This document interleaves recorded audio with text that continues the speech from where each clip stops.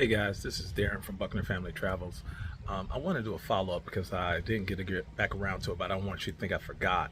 Um, you guys remember I talked about Ralph Yarl, the young man that was shot coming on the wrong porch.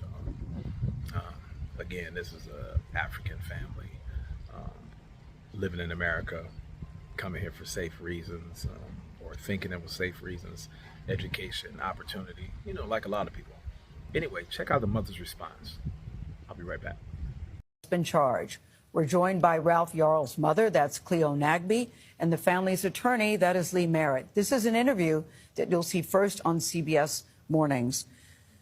I don't know where to begin to express how glad we are, Ms. Nagby, that your son is okay. It seems like a miracle and a blessing. Lee, it's good to see you as well. But I want to start with you, Ms. Nagby. Can you bring us up to date on how Ralph is doing under the circumstances and what his condition is at this time? Good morning, and thanks for having me here. Ralph is doing considerably well.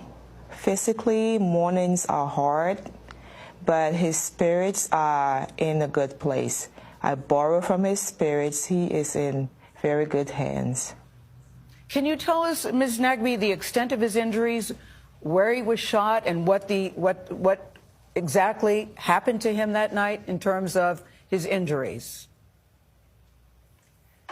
Ralph was shot on top of his left eye, that I would say in the left frontal lobe, and then he was shot again in the upper right arm.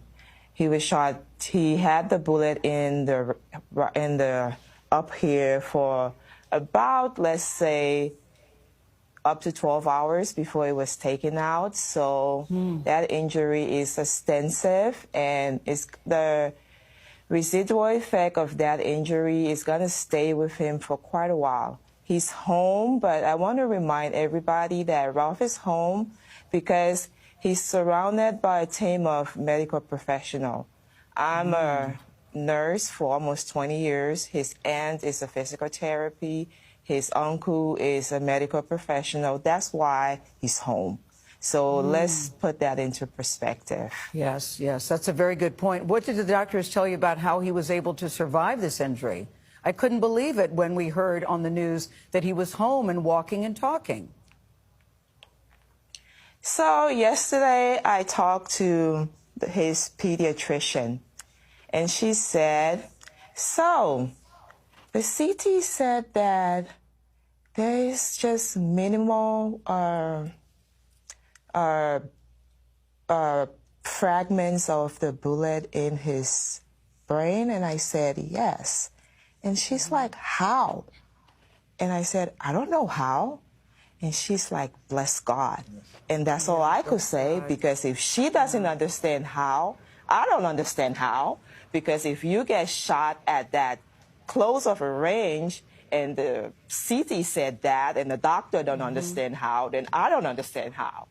Yeah, none of us understand how. Say. We're just all glad, Ms. Nagby, that he's alive. Lee, I'm going to get to you in just a second, but I want to know from his mother, exactly what did your son tell you happened that night? So his brothers were supposed to go for a sleepover because they didn't have school the next day.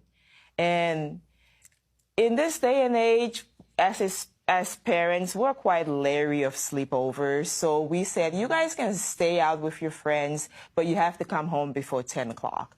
So it was about 9:45. I was like, Ralph, can you please pick up your brothers for me? Being the kid he said, okay. But he's not the kid that travels with his phone, so he didn't take his phone. Yes. And he was like, okay, I'm going to pick them up. And he mistake the street for the terrace. So he went, and it was 1100. That was the house address. And he went and rang the doorbell. And he was supposed to stay outside. And his brothers were supposed to run outside, get in the car, and they come home. And that was what was supposed to happen. And while he was standing there, his brothers didn't run outside, but he got a couple of bullets in his body instead of a couple of twins coming out and giving him a hug. And that's all I can say. I don't think I can speak anymore. So what did you think about that?